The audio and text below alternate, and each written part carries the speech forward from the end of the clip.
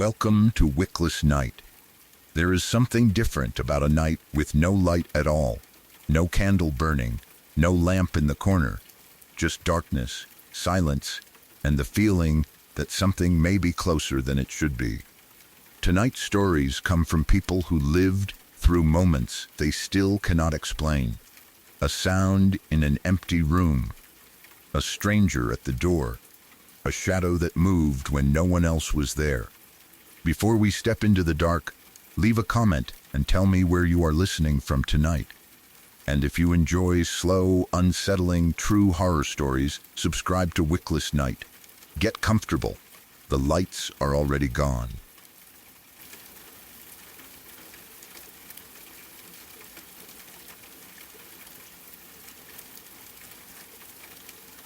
When I was in my late teens, I was often left alone in the house. My mum would stay over at her boyfriend's place fairly often, especially on weekends or whenever she wanted a break from being at home. I never really minded. By then, I was old enough to enjoy having the house to myself. I could watch whatever I wanted, play video games late, make food at strange hours, and not have to explain why I was still awake. Most of the time, being alone felt normal. The house was familiar. I had grown up there. I knew every room, every sound, every creak in the floorboards. I knew which stairs made noise, which doors stuck in the frames, where the lights were, and how the house sounded when the heating came on at night. But there was one room I had never liked. My mum's bedroom. I could not explain why. Nothing had ever happened there before that I could point to. There was no obvious reason to be afraid of it. It was just my mum's room. It had a bed, furniture, clothes, the usual things you would expect. During the day, it looked completely ordinary. But even when I was younger, I never liked standing in there for long. There was always a strange feeling around it. Not fear exactly, at first. More like unease. The kind that sits low in your stomach and makes you want to leave without knowing why. I would go in to get something, maybe to grab laundry or look for something my mum needed, and I would always feel better once I was back out in the hallway. I never knew what caused it. Maybe it was because it was her private space. Maybe it was darker than the other rooms. Maybe the furniture made the room feel closed in. Maybe I had simply convinced myself there was something strange about it over the years. But the feeling never went away. Even when I was old enough to know better, I still avoided it when I could. Then one night, when I was alone in the house, something happened that made me stop treating it like a harmless gut feeling. My mum was staying at her boyfriend's place that night. I remember knowing I had the house to myself and being completely comfortable with it. I had probably spent the evening in my room or downstairs playing games, watching something, or messing around online. I was used to staying up late. I was not someone who got scared by being alone. I did not need every light on. I did not check behind doors. I did not sit around imagining ghosts. I had never been afraid of the dark. That was important to me at the time. Most people I knew would turn on hallway lights at night, especially if they were alone. I never bothered. I could walk through the house in the dark without thinking much about it. I knew the layout well enough that I did not need light to get to the bathroom. I knew where the furniture was. I knew which parts of the floor creaked. I knew how many steps it took to get from my bedroom to the bathroom. So when I got up to use the bathroom that night, I did what I always did. I walked through the house in the dark. The only light came from outside. Usually there was at least some dim orange glow from a street light filtering through the windows. It was never enough to properly light the hallway, but it gave you outlines. You could see the walls, the doors, the banister, the faint shape of furniture. You could move around without bumping into things. That night, I walked out of my room and toward the bathroom. Everything was quiet. The house had that late-night silence that only happens when nobody else is home. No television in another room, no one talking on the phone, no footsteps, no doors opening or closing, just the small sounds of a house settling around you. I passed the landing. Then I noticed my mum's bedroom door was open. That was unusual. I do not know whether she normally left it shut or partly open, but seeing it open that night made me stop. It was not wide open, at least not enough that I could see all the way into the room, but it was open enough for me to notice the darkness inside. I looked toward it. Normally, there was always some faint light in that room from the street light outside. Even at night, you could usually make out the edge of the bed, the curtains, maybe a patch of floor. It was not bright, but there was always something, a little glow, enough to show that the room was there. But this time, there was nothing. The room was completely black. Not dark in the normal way, not shadowy. It looked like the darkness inside the room was thicker than the darkness in the hallway. I stood there for a second, staring into it. At first I thought maybe the curtains were shut differently. Maybe the street light outside had gone off.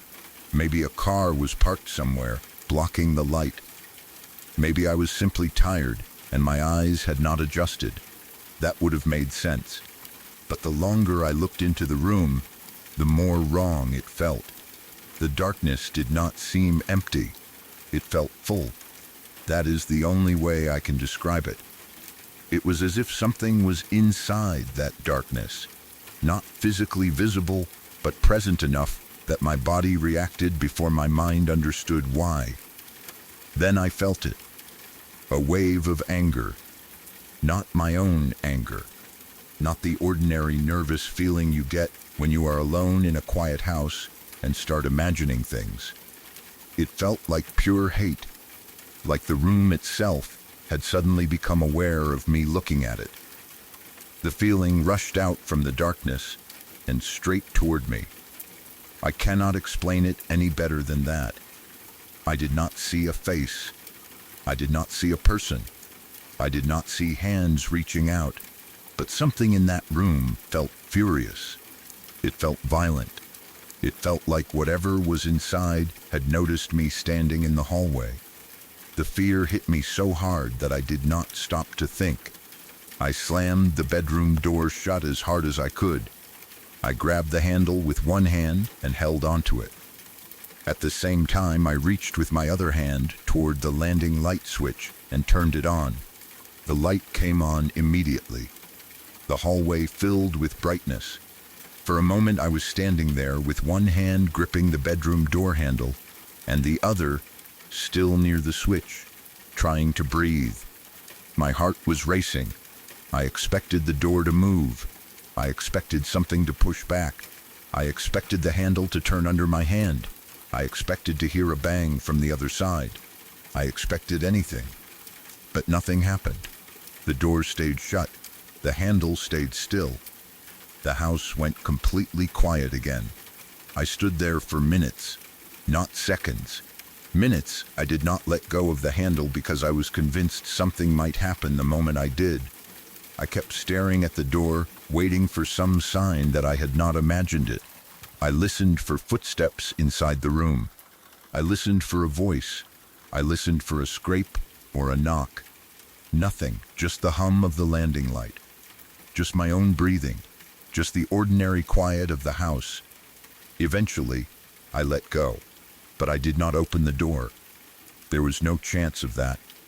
I went to the bathroom, but I kept every light on as I moved through the house. I did not walk in darkness again that night. The landing light stayed on. The hallway light stayed on. The bathroom light stayed on. I probably turned on lights downstairs too, even though I did not need to go down there. After that, I went straight back to my room. I shut my bedroom door. I turned on my television or computer. Then I stayed awake all night playing video games. I did not even try to sleep. I sat there with the lights on, listening to every small sound in the house. Each time the floor creaked, I froze. Each time the heating clicked or the pipes made a noise, I looked toward my bedroom door. The whole night, felt endless. It is strange how quickly a familiar house can become unfamiliar. I had spent years walking through it in the dark without any fear. I had always felt comfortable being alone there. But after that moment outside my mum's bedroom, every dark room felt different. Every open doorway looked too deep. Every corner looked like it could hold something. Every small noise seemed like it might be coming from the hall. By morning, the fear had faded enough that I could start questioning myself. Maybe I had imagined it. Maybe I had been tired. Maybe I had looked into a dark room and allowed all those old, uneasy feelings to rush back at once. Maybe the streetlight outside really had gone off, and the sudden lack of light made the room seem unnaturally black. Maybe there had been nothing there at all. I wanted that explanation. I wanted to believe I had scared myself, but the feeling had been too strong. I had not merely felt uneasy, I had felt something coming toward me. Something angry, something hateful, something that seemed to rush out of the room the moment I looked inside. After that night, I changed the way I moved around the house. Whenever I was alone, I shut my mum's bedroom door. Every time. I did not leave it cracked open. I did not walk past it with the room open and dark. I shut it, and I made sure it was properly shut. Even when my mum was home, I found myself doing it. I would walk by and notice the door open, and my instinct would be to close it. I never wanted to see that darkness again. I also stopped walking around the house in the dark. That was probably the biggest change. I used to think it was pointless to turn on lights just to go to the bathroom. But after that night, I turned on the landing light every time. I turned on hallway lights. I made sure I could see where I was going. I did not want to be standing in the dark again and suddenly notice an open door I had not expected. I kept the routine for a long time. Close the bedroom door. Turn on the lights. Do not look into the room when it is dark. It sounds simple, but it became automatic. Eventually, I told my mum about what happened. I did not tell her right away.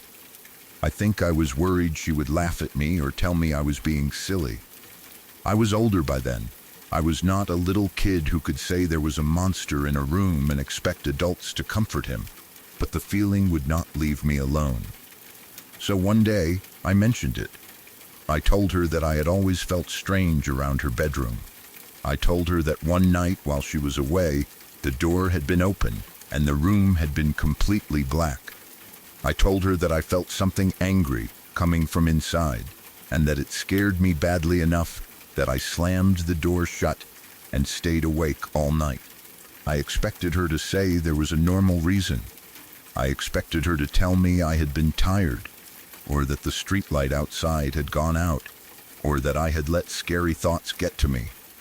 Instead, she told me she had always hated sleeping in that room.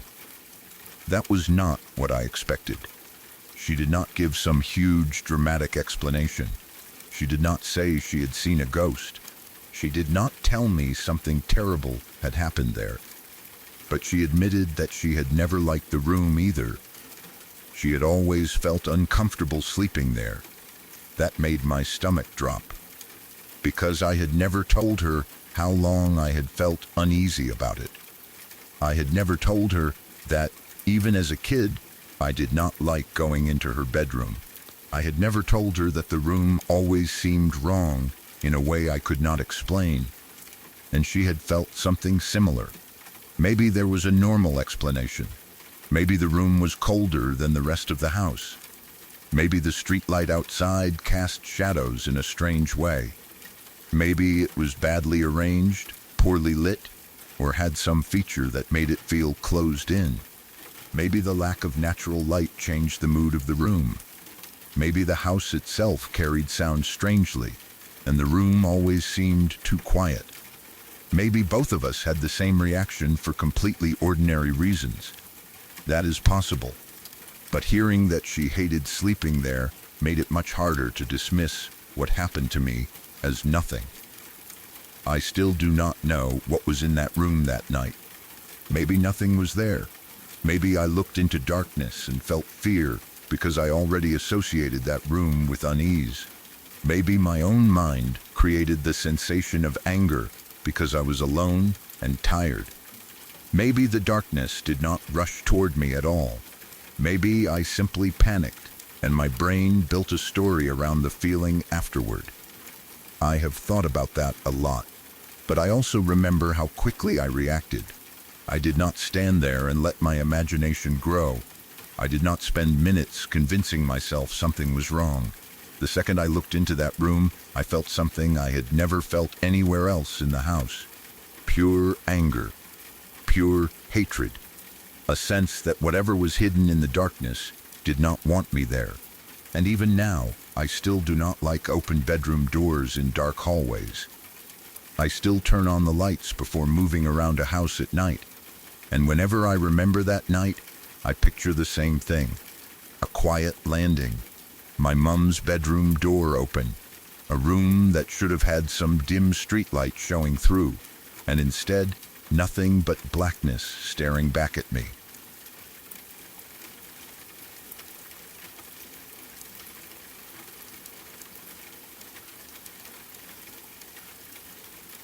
I was on deployment with the Navy, out at sea and far enough from land that the ocean felt like the whole world.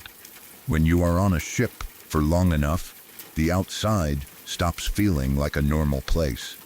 On land, you have streets, buildings, trees, parking lots, people moving in every direction, and landmarks that tell you where you are. At sea, there is none of that. There is only the ship, the sky, and water in every direction.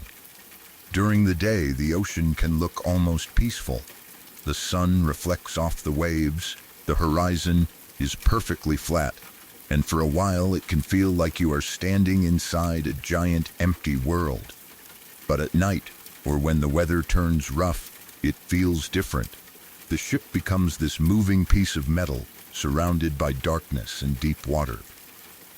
You know there is an entire ocean underneath you, and you know that once something goes over the side, it is gone. That was why losing my hat bothered me more than it probably should have.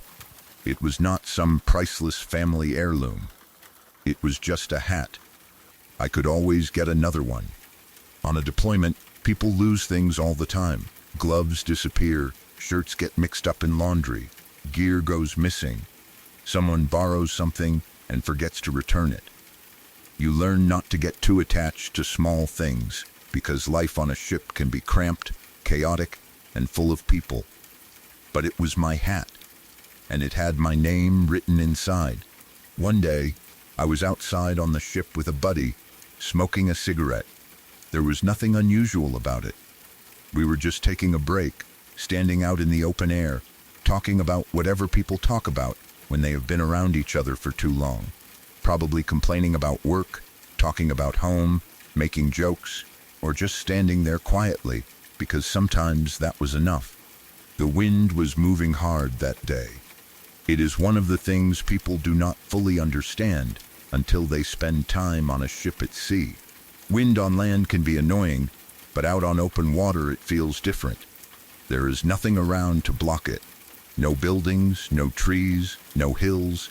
It comes across the ocean and hits you directly. You get used to holding things down. You get used to keeping a hand on your hat. You get used to checking pockets before opening doors. You get used to the fact that one careless second can send something flying over the side, never to be seen again. That was exactly what happened. A gust of wind came out of nowhere and caught my hat. 1 second it was on my head. The next, it was gone. It lifted clean off, flew away from me, and went straight into the water. There was no question about it. I saw it happen. My buddy saw it happen. The hat went over the side and hit the ocean. I remember watching it disappear below the edge of the ship and thinking, well, that is gone forever. There was no dramatic rescue attempt. No one was jumping into the water for a hat. No one was stopping the ship or trying to turn around. We were out at sea. The ocean was moving. The ship was moving. Even if the hat floated for a while, it would have been gone almost immediately. It was one of those stupid, small losses that happen and then become permanent. I was annoyed, but I did not make a big deal out of it. I said something like, "Great, there goes my hat." My buddy probably laughed, or said I should have held on to it better. I might have blamed the wind. Then we went back to whatever we were doing, and I figured I would just get another hat when I could. That should have been the end of the story. A hat flew into the ocean. It was gone. A few days passed. I did not think about it much after that. I had other things to do. On deployment, time gets strange. Days blur together. You work, eat, sleep, stand watch, do whatever tasks you have, try to talk to people back home when you can, and find small ways to stay sane in a place where you are surrounded by the same people and the same walls every day. Losing a hat was not important enough to hold on to. Then someone asked me about it. I do not remember exactly who it was, but I remember the question. They said something like, "Are you ever going to get your hat out of the port break?" At first, I thought they were joking. I probably looked at them like they were talking about someone else. "What hat?" I asked. They told me that there was a hat sitting in the port break area. For anyone who has never been on a ship, it is hard to explain exactly what that area feels like. It is technically part of the outside of the ship, but it does not feel fully outside. It is more like a narrow passageway or corridor along the outer side of the ship. You are still exposed to the air and weather in some ways, but you are also surrounded by metal bulkheads and structure. It is not a normal hallway. It is not the open deck either. It is one of those in-between places on a ship that makes sense once you have been there, but is hard to explain to someone standing on land. I did not understand why there would be a hat there. Maybe someone had dropped one. Maybe it belonged to someone else. Maybe someone had found a hat and put it there. There were plenty of normal explanations, but I went to check. I walked out toward the port break, not expecting anything. As I got closer, I saw something lying there. It was a hat. Not just any hat, my hat. I stopped. For a second, I did not move. It was wet, not damp from rain, not a little sweaty, soaking wet. The kind of wet that makes fabric darker and heavier. The kind of wet that tells you something has been in real water, not just splashed or left outside in mist. I picked it up. My name was written inside. There was no doubt. It was mine. The same hat that had flown off my head and gone directly into the ocean days earlier. The same hat my buddy and I had both watched disappear over the side. The same hat I had already accepted was lost for good, and now it was sitting inside the ship's port break area, soaking wet. I remember holding it in my hands and trying to make sense of it. Maybe I had somehow dropped a different hat there and forgotten. But no, I had only had one like that, and my name was inside. Maybe someone had taken it from me before it flew overboard and replaced it with something else. That did not make sense either. My buddy had watched it fly away. We had both seen it go over. Maybe another person had found it in the water. But how? We were moving. The ocean was moving. The ship had kept going. Even if it floated near the ship for a while, it would have been swept away almost instantly. And if someone somehow recovered it, why would they place it in the port break without telling me? Maybe the wind did not actually carry it over the side. Maybe it hit something on the way down and got trapped in a lower section of the ship, then ended up in the port break later. That was the explanation I tried to hold on to. It was the only one that seemed even remotely possible. Maybe the hat had not fallen into open water at all. Maybe I had seen it disappear and assumed it went overboard. Maybe it caught on some structure, a railing, a ledge, an opening, or something I could not see from where I was standing. Maybe the wind carried it around the ship somehow.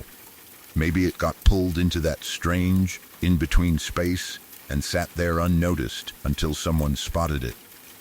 But the problem was that my buddy had seen it too.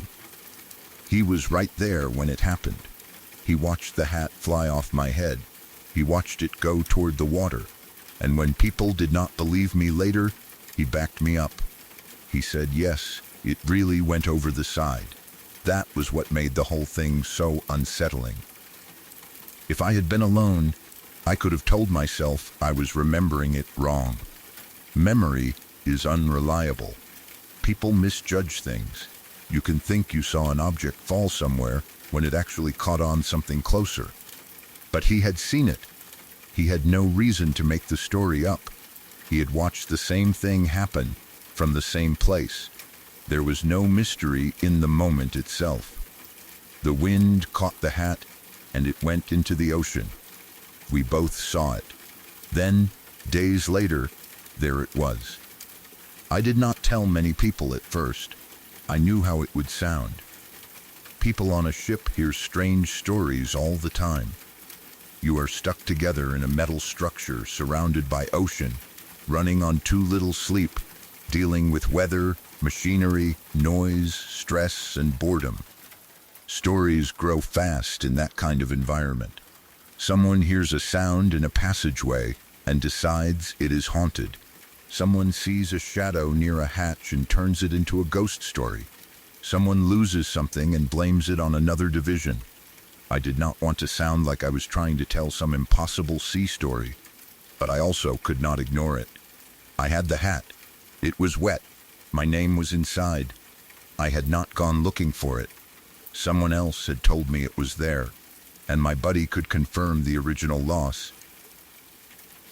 People believed him more than they believed me, probably because he had no reason to exaggerate it.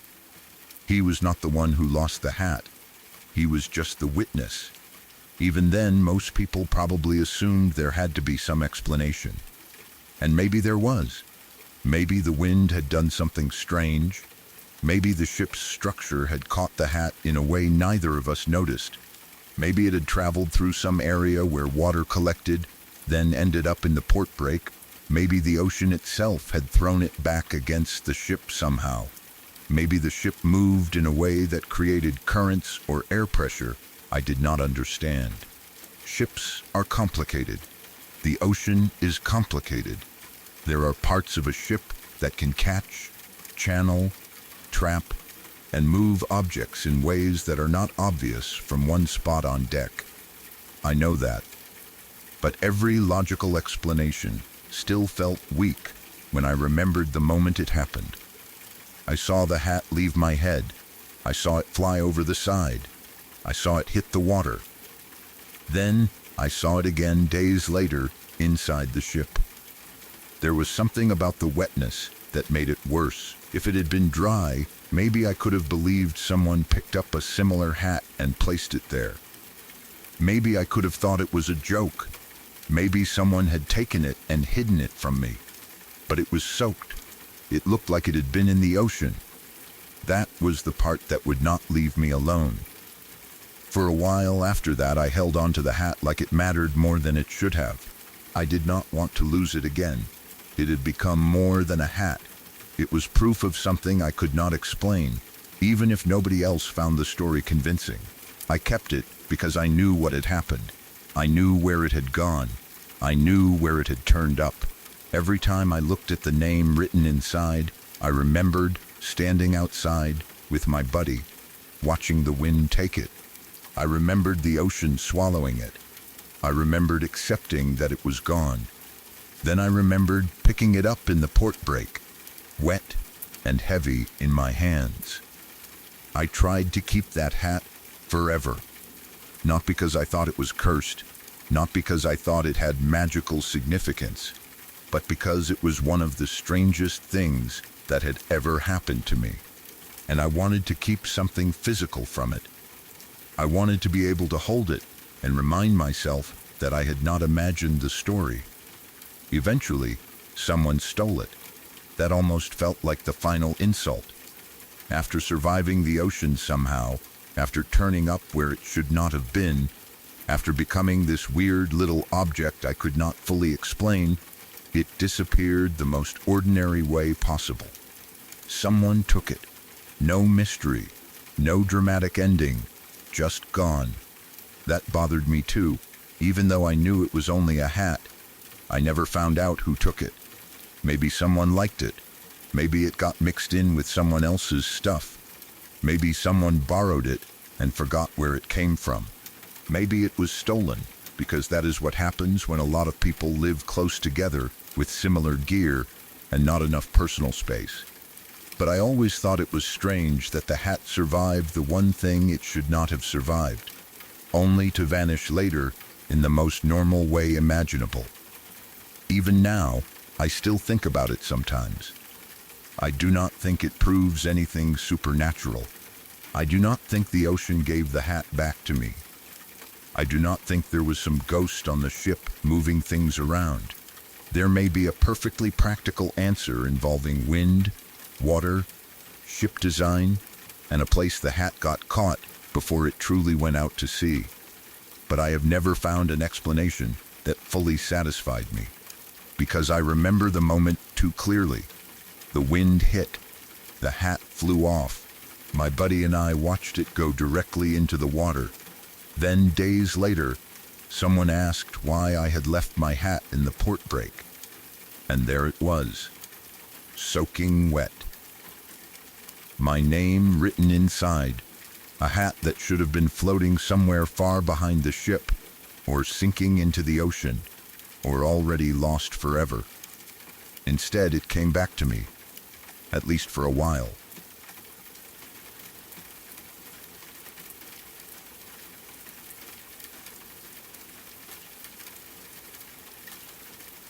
I saw my grandfather in the garden 2 years after he had died. Even now, that sentence sounds strange when I say it out loud. It sounds like the beginning of a ghost story, and maybe that is what it became in my mind afterward. But at the time, it did not happen in some dramatic way. There was no thunderstorm, no strange music, no sudden cold wind. I was not sitting in the dark trying to contact him. I was not thinking about death or looking for signs. I just saw him. It had been about 2 years since he died. By then, the sharpest part of the grief had already passed. That does not mean I had forgotten him. You do not forget someone like a grandfather, especially if they were part of your childhood and your family life. But 2 years is long enough that you stop expecting to see them anywhere. You stop looking for their car. You stop thinking they might be in the next room. You stop having that sudden moment where you almost call their name before remembering they are gone. At least, most of the time. There are still small things that bring them back. A smell, a song, a certain kind of jacket, a place in the house where they used to sit. Sometimes you see someone from behind who has the same posture, the same walk, the same build, and for 1 second your mind makes the old mistake. You think it is them. Then you realize it cannot be. That is what I tried to tell myself later. But in that moment, standing there and looking into the garden, it did not feel like a mistake. It was him. I saw him from behind. He was standing out in the garden, facing away from me. I could see the shape of his back, the way he held himself, the familiar outline of his shoulders. There was something about the posture that hit me instantly. It was not just that he looked like an older man. It was not a stranger who happened to have the same height or the same coat. It was the way my grandfather stood. There are things about people you remember without realizing you remember them.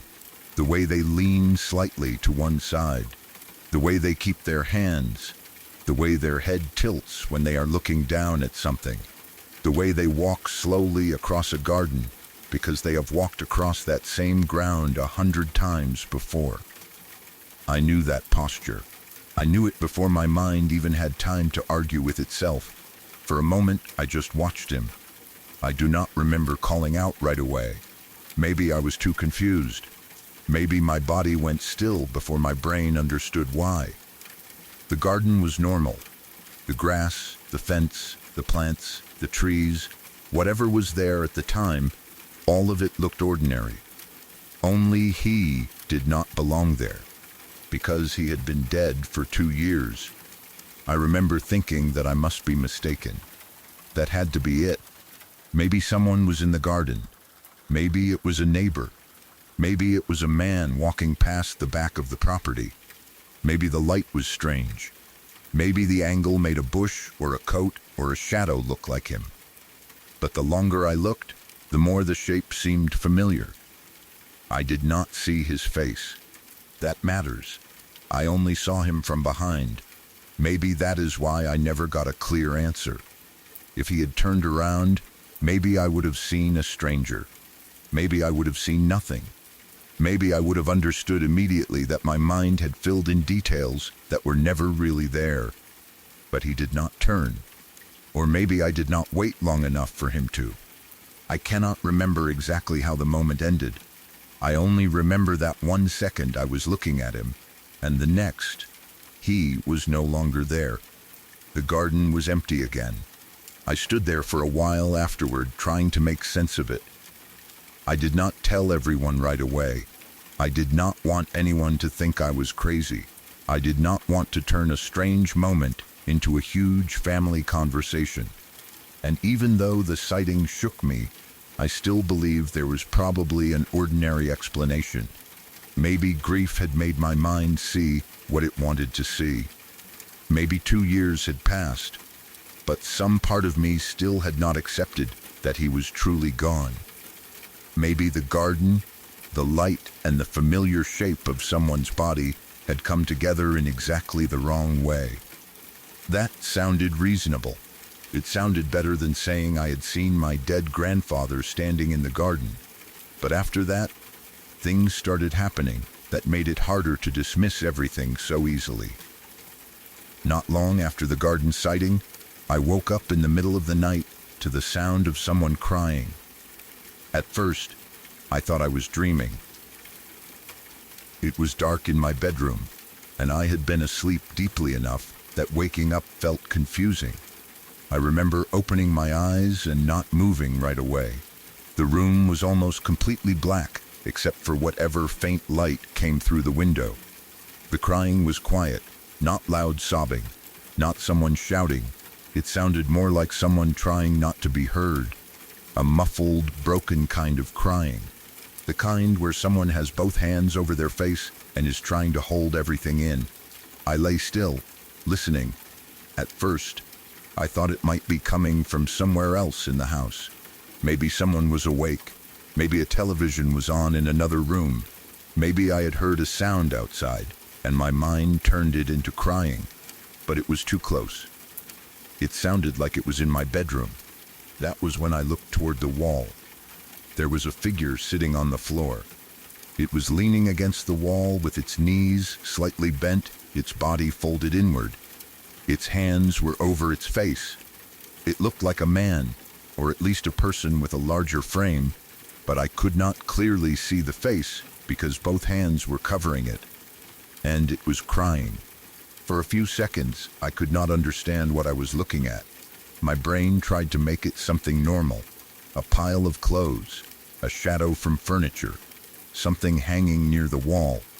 But it was too clearly shaped. I could see the outline of shoulders. I could see the head bent down. I could see the arms raised to the face. And I could hear the crying. That was the part that made my body react before I could think. I pulled the duvet over myself immediately. Not elegantly, not bravely. I just grabbed it and hid beneath it as fast as I could.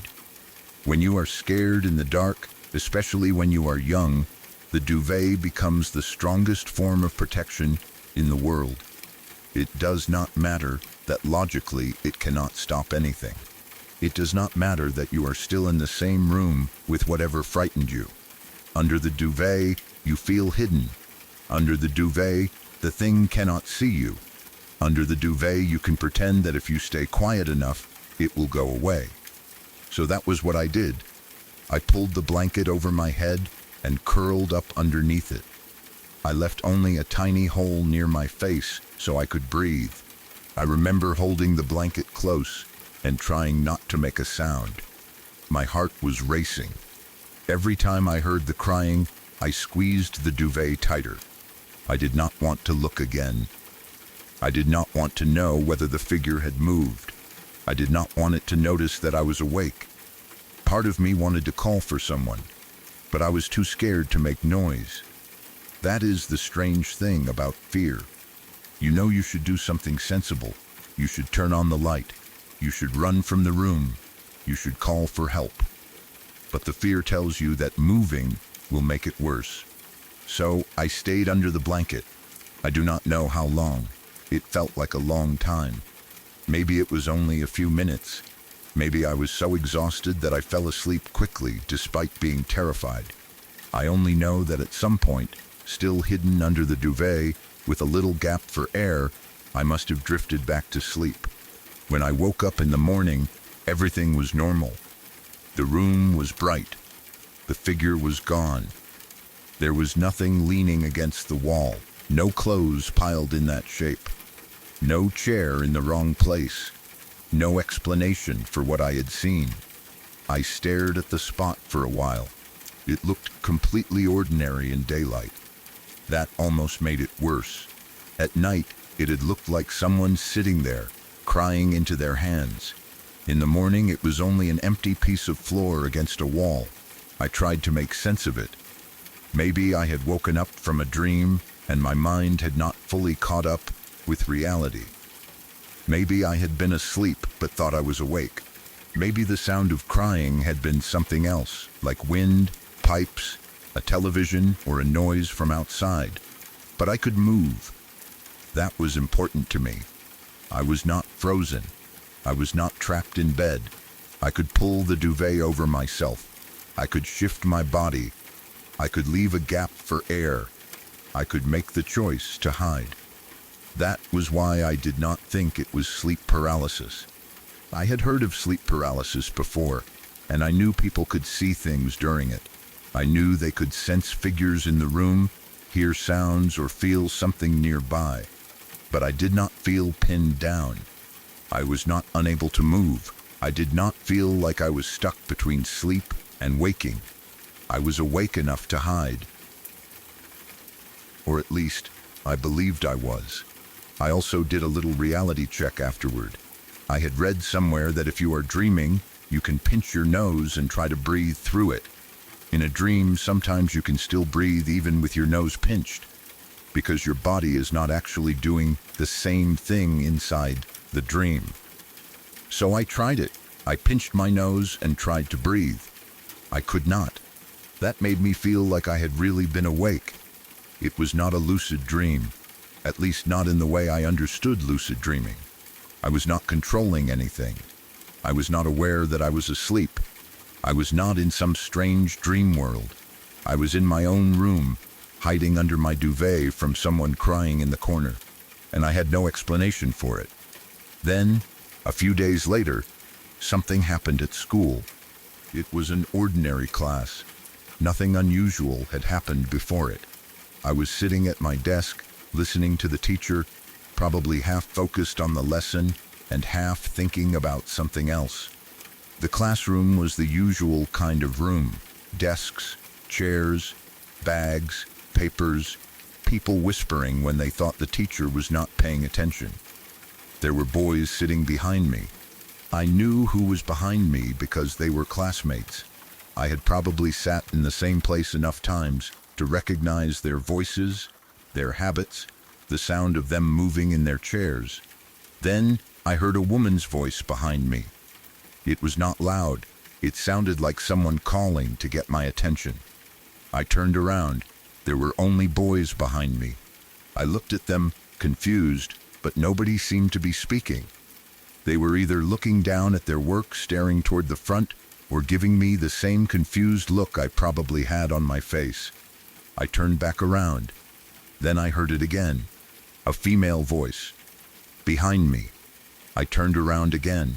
Still only boys. At first, I thought maybe one of them was playing a joke. Maybe someone had a high voice. Maybe one of them was trying to imitate a woman. Maybe someone had whispered and I had misunderstood where it came from. But it did not sound like that. It sounded too clear. It sounded too close. It sounded like a woman was standing directly behind my chair and calling me. I turned around again. Nothing then again. Nothing, maybe 5 or 6 times, I turned around. Every time, there were only boys behind me. Eventually, the teacher noticed. They told me to sit still and be quiet.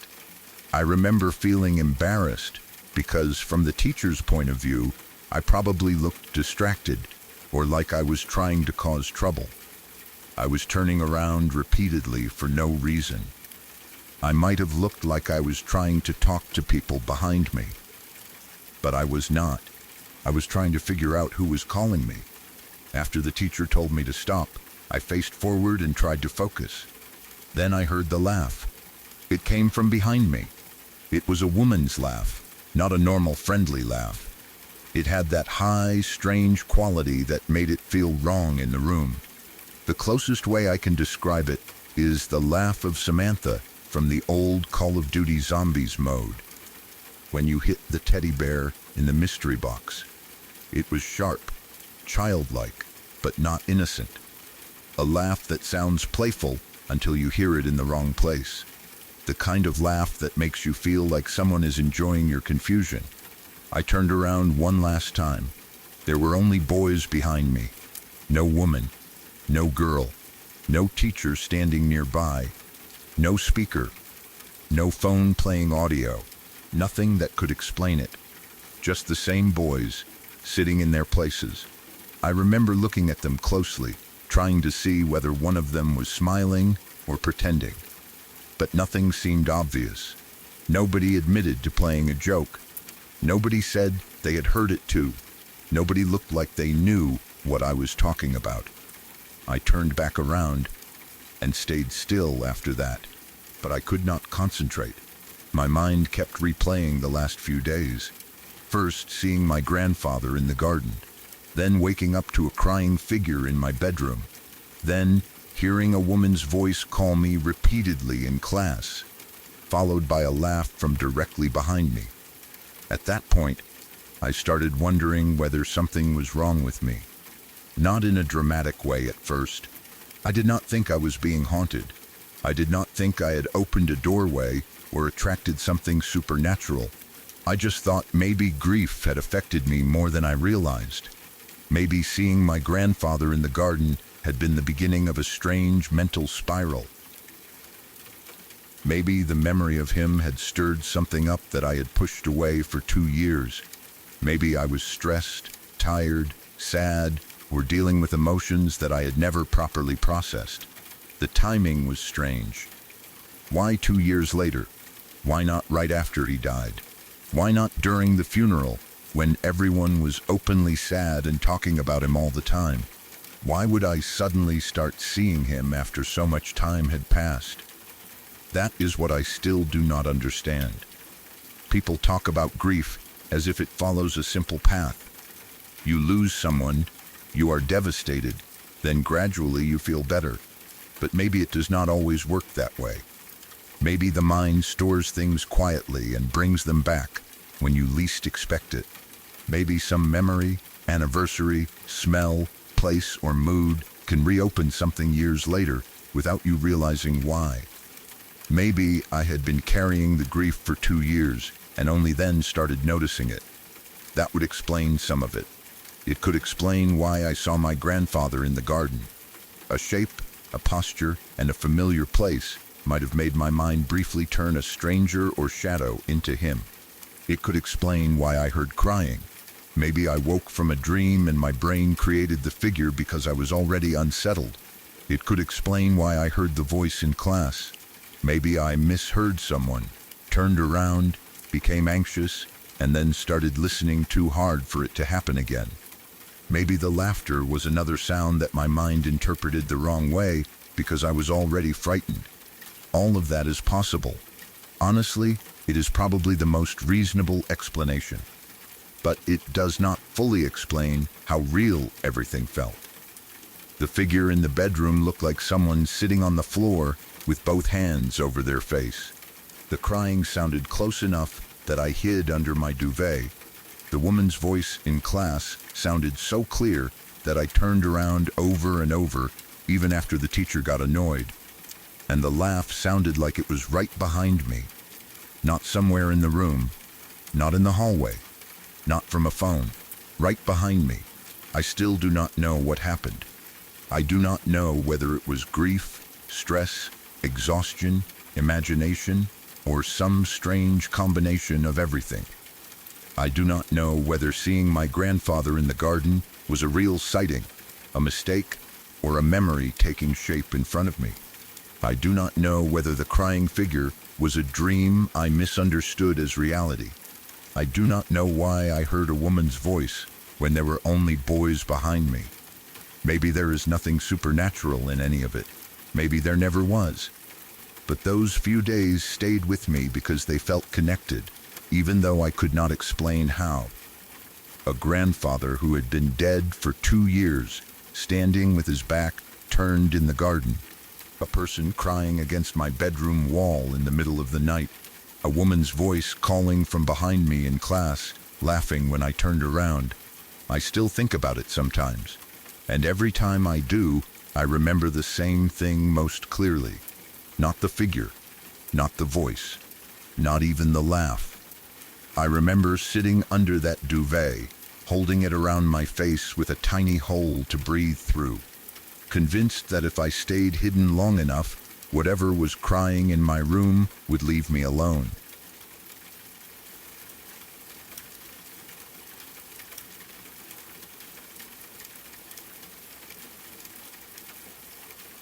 When I was younger, my mom's apartment had a computer desk set up in the same room where I slept. It was one of those normal apartment setups where space had to do more than one job. The computer was not in a separate office or a dedicated room. It was just there, part of the living space, with the monitor, keyboard, desk chair, cables, and whatever else had collected around it over time. During the day, it was completely ordinary. Someone would use it for schoolwork, games, email, or whatever people needed a computer for back then. It was just another piece of furniture in the apartment. At night, it looked different. The monitor would be dark. The desk would become a blocky shadow against the wall. The chair would look taller than it really was. The cables beneath it would disappear into darkness. In the middle of the night, when the rest of the apartment was quiet and everyone was asleep, the computer area felt separate from the rest of the room. I had younger sisters then, and they were much younger than I was. Young enough that they had no real reason to be interested in the computer. They were too little to understand what it did, too little to be getting up in the middle of the night to use it, and too little to be quietly wandering around the apartment without someone noticing. They were still at the age where adults had to keep an eye on them, where a normal night meant they were asleep in their own beds and not exploring dark rooms alone. That is part of why the memory stayed with me. If I had seen an older sibling at the computer, I could have come up with explanations. Maybe they had gotten up to play a game. Maybe they were checking something on the screen. Maybe they had trouble sleeping. Maybe they had gone to use the bathroom and got distracted. But my sisters were too young, and the figure I saw did not seem to be one of them anyway. It happened in the middle of the night. I do not remember the exact time. I only remember waking up suddenly, the way you sometimes do when something in the room feels different before you have even opened your eyes. There was no loud noise that I can remember. No door shutting. No voice. No crash from another room. I just woke up. At first, I lay still. The apartment was dark and quiet. I could hear the ordinary nighttime sounds, the faint hum of something electrical, maybe the refrigerator from another room, maybe the building settling, maybe someone breathing in a nearby bedroom. Nothing sounded wrong, but I had the feeling that I was not alone. It is hard to explain that feeling without making it sound more dramatic than it was. I did not wake up thinking there was a ghost in the room. I did not wake up expecting something impossible. It was just that strange instinct you get sometimes when your eyes are closed and your body somehow knows there is movement nearby. I opened my eyes. The room was dark, but there was enough light to see basic shapes. I could make out the computer desk. I could see the dark square shape of the monitor. I could see the chair, and I could see a small figure moving toward the computer. At first, I assumed it was one of my sisters. That was the only explanation that made any sense. The figure was small. It looked roughly child-sized. It was walking slowly, almost carefully, toward the desk as though it had noticed the computer and was curious about it. For a few seconds, I just watched.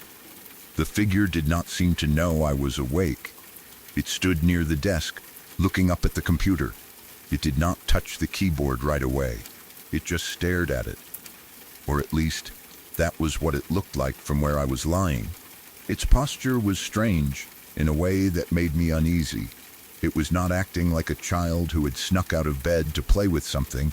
It looked more like something that had never seen a computer before. That sounds ridiculous now, but that was the feeling I had. It seemed curious, not playful, not mischievous. Curious, like it had come into the room specifically to look at the desk, the monitor, the keyboard, and the unfamiliar shape of the machine. I remember trying to make out more details. Was it my little sister? Was she wearing pajamas? Was she standing on her toes to see the desk? Was she about to touch the keyboard? But the figure was too dark. I could see the outline of a small person, but not enough to identify a face, clothes, or hair. The room was shadowy, and whatever light was coming in from outside did not reach that part of the room properly. Then the figure turned. It noticed me. I do not know how I knew that. I could not see its face clearly. I could not see eyes. I could not see an expression. But the moment it turned its head toward my bed, I felt the shift.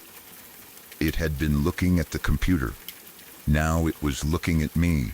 For 1 second, we were both still. I remember the feeling of my stomach dropping before I even understood why I was afraid. The figure did not move toward me. It did not say anything.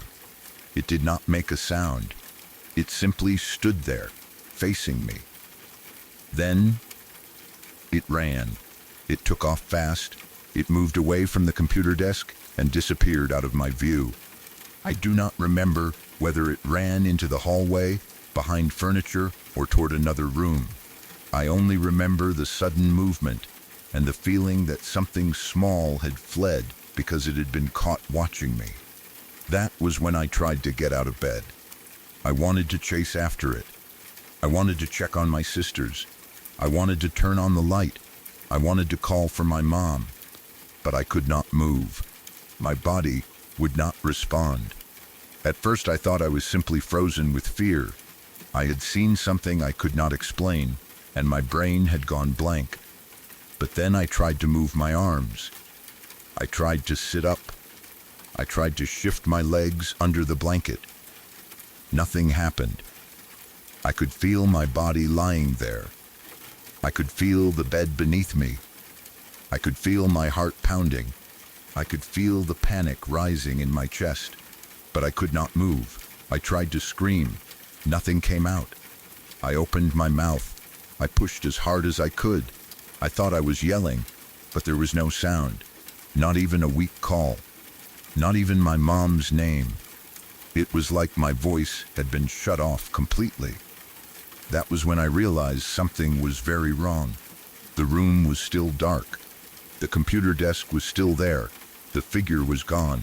But I was trapped in my own body. I kept trying to move. I focused on my hand first. I told myself, move your fingers. Just move one finger. That should be easy. But my hand would not move. Then I tried my feet. Nothing. I tried to lift my head. Nothing. I tried to force out a sound again. Still nothing. The silence in the apartment felt enormous. I remember being terrified that the figure had gone into my sister's room. That thought hit me over and over.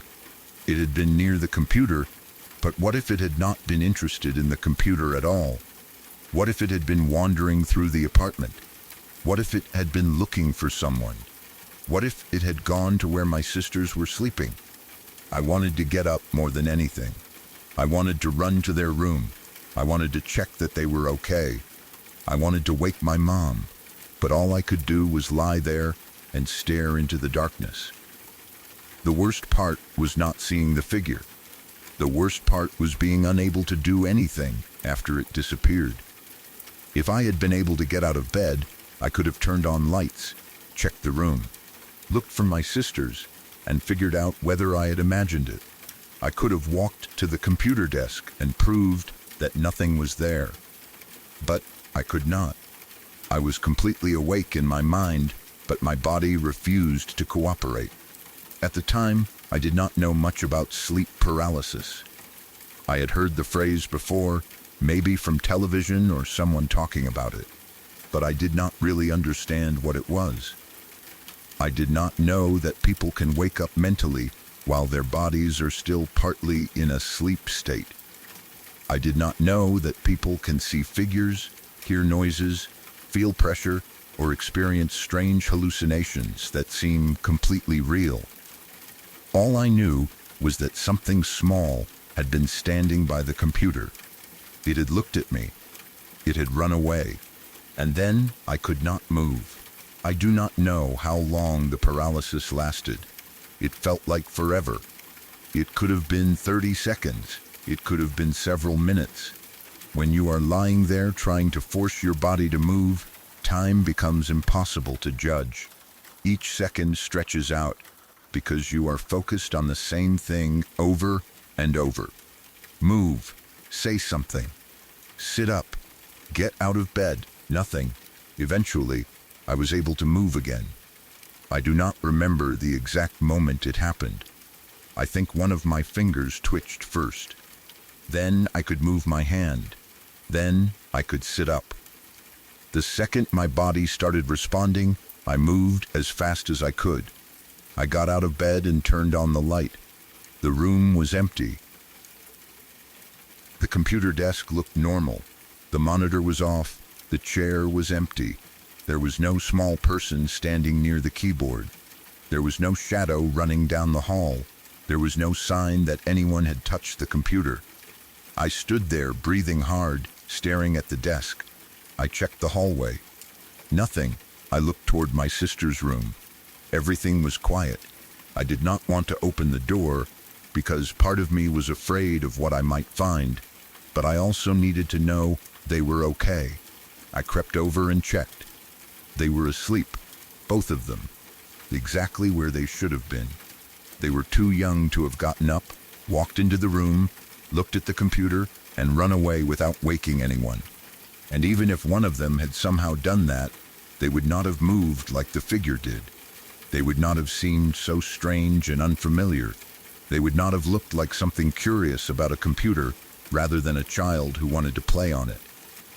I went back to my bed after that, but I did not really sleep. I kept the light on for a long time. I watched the computer desk. Every time the apartment made a sound, I looked toward the doorway. Every time I heard the building creak or something click in the wall, I felt my heart jump. I kept thinking I would see the small figure return, standing by the monitor or peeking around the corner. It never did. By morning, the apartment looked normal again. Sunlight came in. The computer desk was only a desk. The monitor was only a monitor. The dark corners looked smaller. My sisters were awake and acting normally. My mom was moving around the apartment, making breakfast or getting ready for the day. Nothing seemed wrong. But I could not stop thinking about what had happened. For a while, I tried to convince myself that it had been one of my sisters. That was the safest explanation. Maybe I was wrong about their age. Maybe one of them had gotten up and wandered in.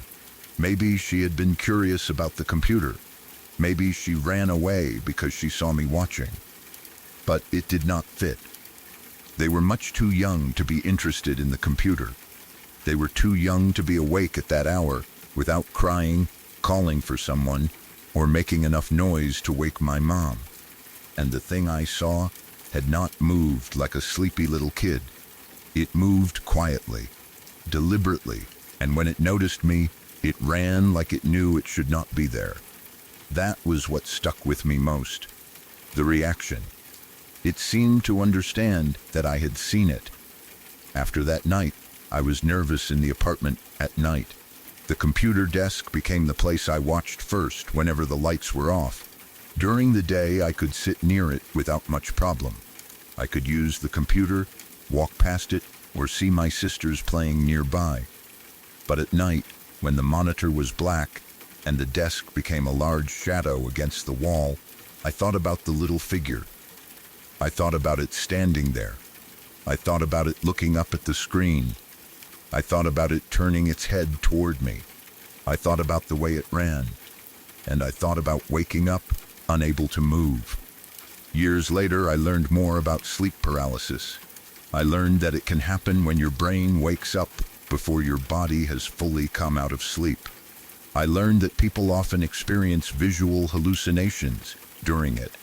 They can see shadow figures, people standing in the room, animals, intruders, or strange shapes that are not actually there. They can hear voices, footsteps, or sounds in the house. They can feel like someone is nearby, watching them or pressing down on them. That explanation makes sense to me. It probably explains why I could not move or scream. My body was still in a sleep state, even though my mind felt awake. Maybe the figure was part of a dream that continued into waking consciousness. Maybe my brain took the shape of the computer desk, the dark room, and the fact that my sisters were nearby, then created a small childlike figure out of those pieces. Maybe I saw a shadow and my mind turned it into a person. Maybe there was never anyone at the desk. That is probably what happened. But knowing that does not erase how real it felt. I remember the room. I remember the desk. I remember the small shape walking toward the computer. I remember the exact moment it turned and seemed to notice me looking at it. And I remember the terror of trying to get up and being completely unable to move. That is the part that has stayed with me. Not because I believe there was definitely something supernatural in my mom's apartment. Not because I think my little sister was replaced by some strange figure in the night, but because it was one of the first times I ever felt truly helpless. I saw something I could not explain. I wanted to protect my sisters. I wanted to call for my mom. I wanted to turn on a light and prove that the room was safe. And for what felt like forever, I could do none of those things. I could only lie there, awake but trapped, listening to the quiet apartment and wondering where that small figure had gone.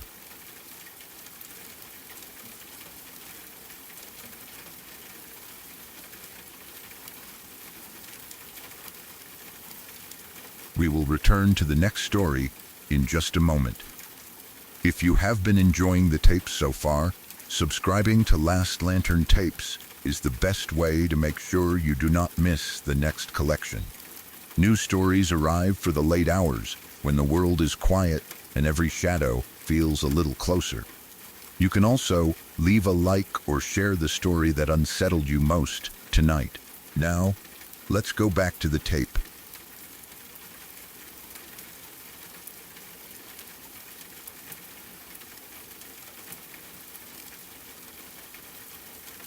When I was 21, I moved to a small rural town about 6 hours away from home to help my aunt and uncle with renovations on their house. It was not a place I was unfamiliar with. I had been visiting them there every summer for around 8 years, so I knew the house well enough. I knew the drive up, the quiet roads, the nearby stores, the shape of the property, and the way the house sounded at night. It was one of those family places that becomes familiar in a different way than your own home. You do not live there all the time, but you know where the cups are, which bedroom you sleep in, what the floorboards sound like, and how the house feels once everyone has gone to bed. The town itself was small and rural, far enough from where I grew up that it felt like entering a different world whenever we visited. There were long, empty roads, stretches of trees, fields, old houses, and the kind of quiet that city or suburban people are not always used to. At night, there were fewer streetlights, fewer cars, fewer voices outside. The darkness around the house felt wider because there was simply less happening beyond the windows. When I was younger, I liked going there. My aunt and uncle were good to me, and summers at their house were a break from normal life. There was more space, less routine, and the excitement of being somewhere different. I spent years visiting without any major problems. There were a few odd things, though, nothing huge at first. Nothing I would have called paranormal when I was a kid.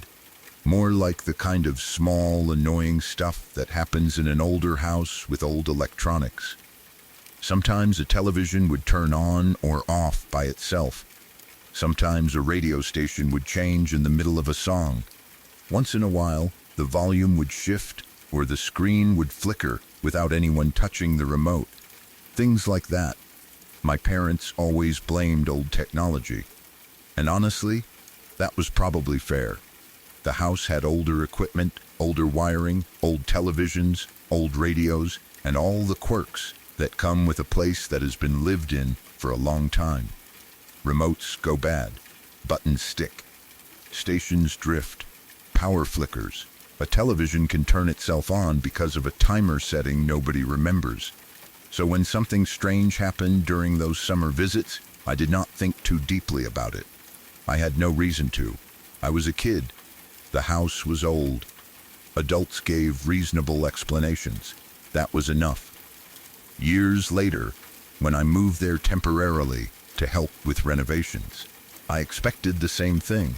I expected some hard work, long days, dust everywhere, paint cans, tools, repair lists, and the usual stress that comes with trying to fix an older home.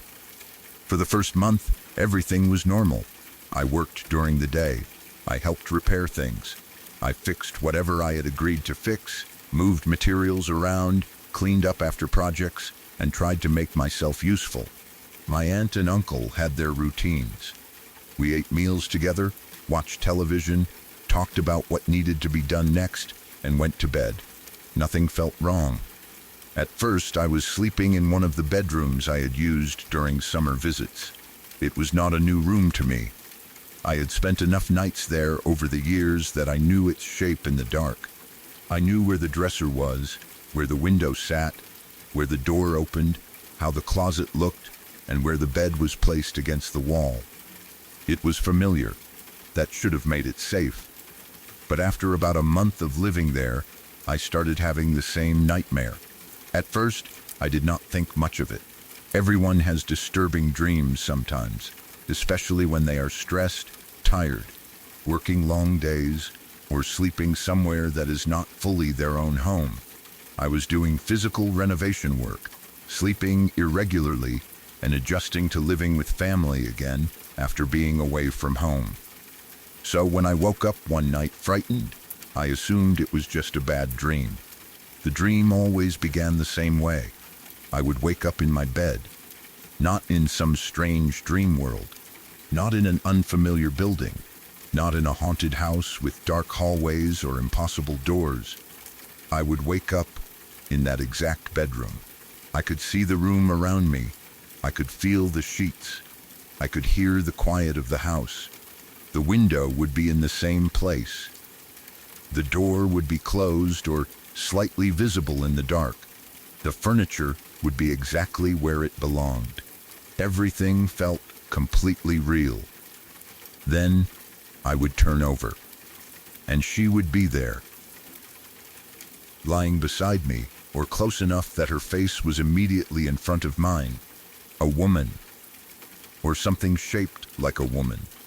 The best comparison I can make is Regan from The Exorcist, but even that does not fully capture how wrong she looked in the dream. Her face was contorted with anguish. Her expression was twisted into something that looked like pain, rage, grief, and terror all at once. There were scars across her face, dark and rough-looking, like injuries that had healed badly or never healed at all. She did not simply look frightening. She looked like someone who had suffered for a very long time. Her face was the first thing I saw every time. Too close. Closer than a face should be when you wake up in bed. I would turn over expecting empty space, and instead I would find her staring directly at me. Then I would wake up. For real, at least I thought it was for real. The nightmare ended the instant our faces met. There was no conversation. She did not grab me. She did not scream. She did not move toward me. There was only the sudden shock of seeing her, then waking up in panic. The first time, I sat upright in bed with my heart racing. I remember the room looking normal afterward. The dark ceiling, the furniture, the window, the quiet house. I looked around and told myself it had been a nightmare. A vivid one, but only a nightmare. I went back to sleep eventually. Then it happened again. The second time was worse because I recognized the room before the woman appeared. I woke up inside the dream and felt that same uneasy stillness. Something in me already knew what was coming. I was lying on my side, facing away from the middle of the bed. I did not want to turn over. But in the dream, I always did. I would turn, and she would be there again. Same face, same scars, same expression of impossible anguish. Then I would wake up shaking. After that, it became a pattern. Sometimes I had the nightmare once in a night. Sometimes it happened 2 or 3 times. There were nights where I would wake up terrified, sit there for a while, convince myself I was okay, fall asleep again, and then find myself waking in the dream once more. Turn over, see her, wake up, repeat. It became an every night occurrence whenever I slept in that room. That was the part that changed everything for me. I have had nightmares in other places. Everyone has. You can have a stressful dream in your own home, at a hotel, on a couch, anywhere, but this one never followed me. It did not happen when I fell asleep downstairs. It did not happen when I slept somewhere else. It did not happen when I returned home later. It happened in that bedroom. Every time. At first, I tried to be reasonable about it. Maybe the room was too warm. Maybe something about the shape of the furniture or the way I slept made me turn over at the same point in the night. Maybe I was stressed by the renovation work, and my brain attached that stress to the room because it was where I slept. Maybe the old television incidents from years earlier had gotten into my head more than I realized. I did not want to become the person who decided an old family house was haunted because of a recurring nightmare. So I kept sleeping there. That lasted longer than it should have. Each night I told myself it would not happen again. Each night I went to bed tired enough that I hoped exhaustion would outweigh the fear. Each night I would lie there staring at the ceiling, listening to the house settle, trying to keep my thoughts from drifting toward the woman. Then eventually I would fall asleep. And eventually I would wake up in the dream. Sometimes the dream began so normally that I would forget I was dreaming. I would wake in the room and think, I need to get up. I need to use the bathroom. I need to check the time. Then I would roll over, and there she was. The fear was not only in her face, it was in the way she seemed to belong there. That was what bothered me most. It did not feel like a monster had entered the room. It did not feel like something had broken in from outside. It felt as if she had always been there, lying on the other side of the bed, waiting for me to look. There were nights when I could not bring myself to turn over after waking. I would lie rigidly in one position, facing the wall, afraid that if I moved I would see her again. I would keep my eyes open until they hurt. I would check the clock. I would listen for morning sounds in the house. I would tell myself that I was awake and that nothing was in the bed. But eventually, sleep always won. And then the nightmare would return. After a while, I began avoiding the bedroom. I did not tell my aunt and uncle right away. I did not want to sound dramatic, and I did not want them to think I was accusing their house of something. They had lived there for years. It was their home. They had invited me in to help them, and I did not want to make things awkward by saying I thought there was something wrong with the room where I was sleeping. So I came up with a workaround. I started waiting for them to go to bed. Once the house was quiet, and I was sure they were asleep, I would sneak downstairs into my aunt's office. Her office was not a place anyone was really supposed to be. She did work from there, kept papers and equipment inside, and did not like people using the space casually. It was not a guest room. It was not meant for sleeping. That was why I had to be careful. But I would bring a blanket or pillow down there and sleep on the floor, or on whatever I could manage without making too much noise. It was not comfortable, but it was better than waking up beside that woman. I became sneaky about it. I would wait until my aunt and uncle had gone to bed. I would listen for their bedroom doors to close. I would wait for the television to turn off. I would wait until I could hear the house settle into its nighttime quiet. Then I would quietly leave my bedroom and go downstairs. I always tried to wake up before everyone else. That was important. I did not want my aunt coming downstairs early in the morning and finding me asleep in her office. I did not want her asking why I was there. I did not want to explain that I was terrified of sleeping in the room I had been given. So I would wake before dawn, gather my things, go back upstairs, and return to my bedroom as if I had spent the night there. Some mornings I would sit on the edge of the bed for a few minutes, exhausted, trying to look normal before anyone else got up. It was ridiculous. I was 21 years old, sneaking around like a kid because I was scared of a recurring dream. But I could not make myself sleep in that room anymore. The strange part was that the nightmares stopped when I slept downstairs. Completely, I did not dream about the woman in my aunt's office. I did not wake up terrified. I did not have the same repeated image. I could sleep badly because the office was uncomfortable, but I slept without seeing her. That made it harder to convince myself it was random. My family started noticing that something was off. Maybe I looked tired all the time. Maybe I was quieter than usual. Maybe I kept avoiding the bedroom during the day. Maybe someone caught me coming downstairs at strange hours or saw that I had not properly used the bed. Eventually, I told them I was having bad dreams. Their reaction was mostly what I expected. They called me crazy, not in a cruel, serious way, exactly. More in the family way where people tease you because they do not know what else to say. They said I was watching too much scary stuff, working too hard, staying up too late, letting my imagination get to me. Maybe they were right. That was the frustrating part. I could not prove anything was wrong with the room.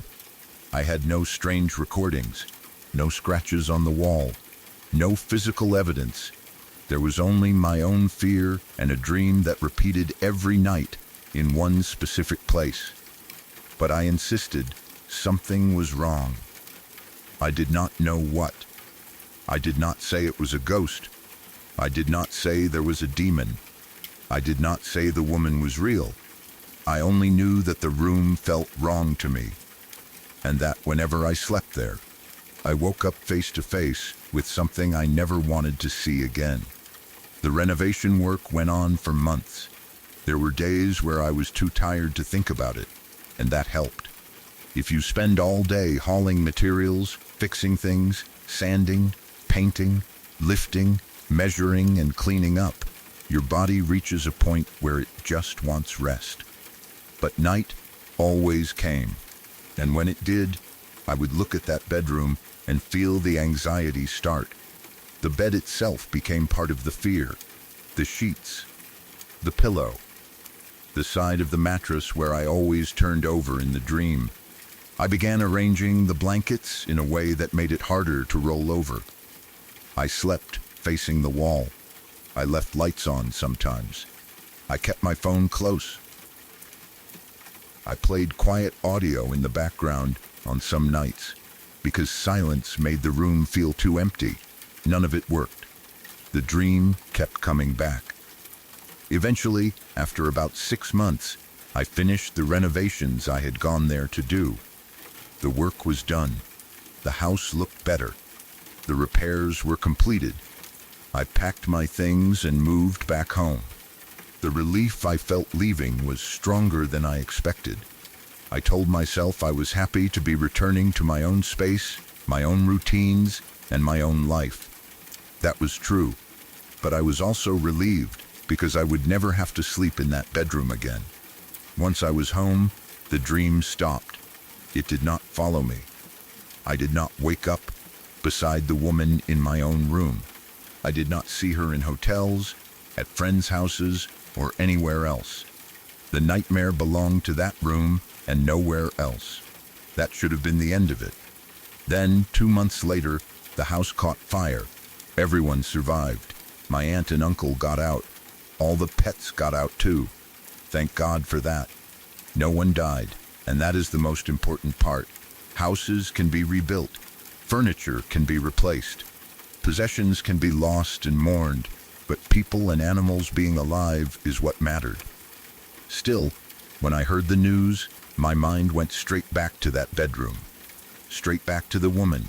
Straight back to all those nights I had woken up in fear. I knew there was probably a normal cause for the fire. Electrical problems happen. Older homes can have wiring issues. Renovation work can uncover problems nobody knew were there. Appliances fail.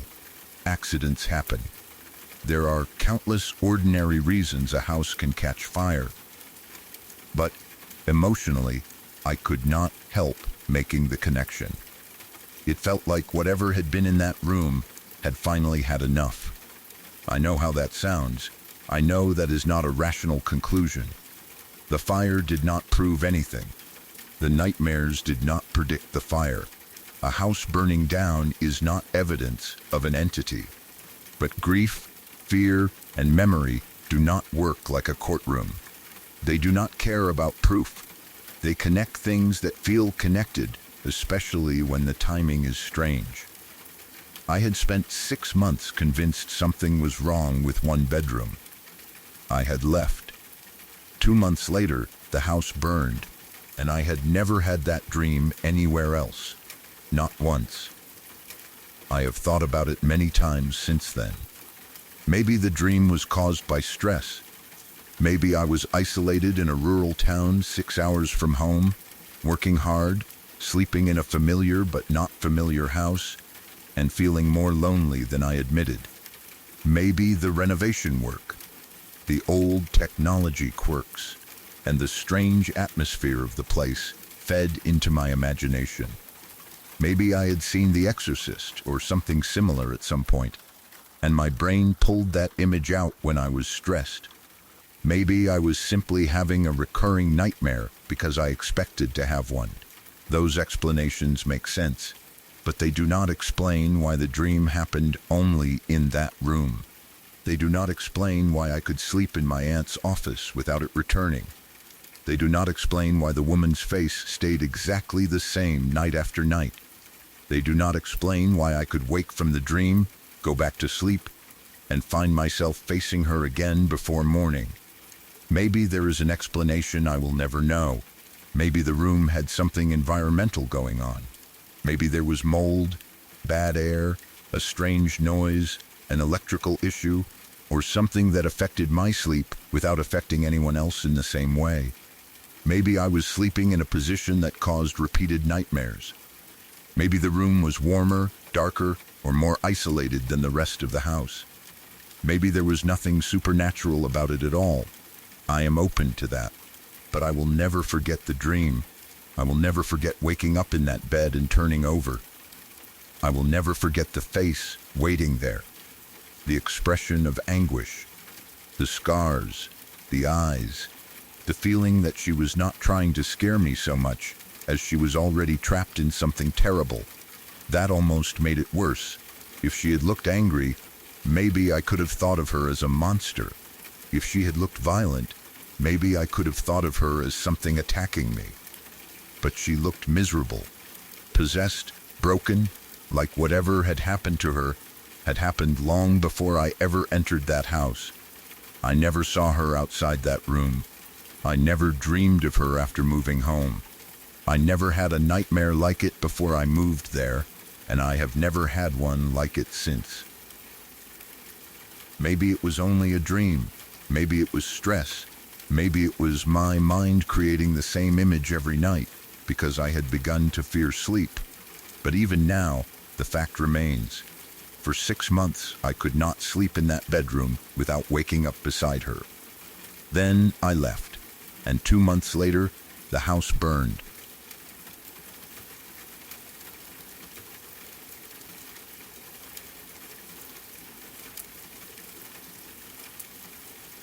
After my father died, I flew home for his funeral.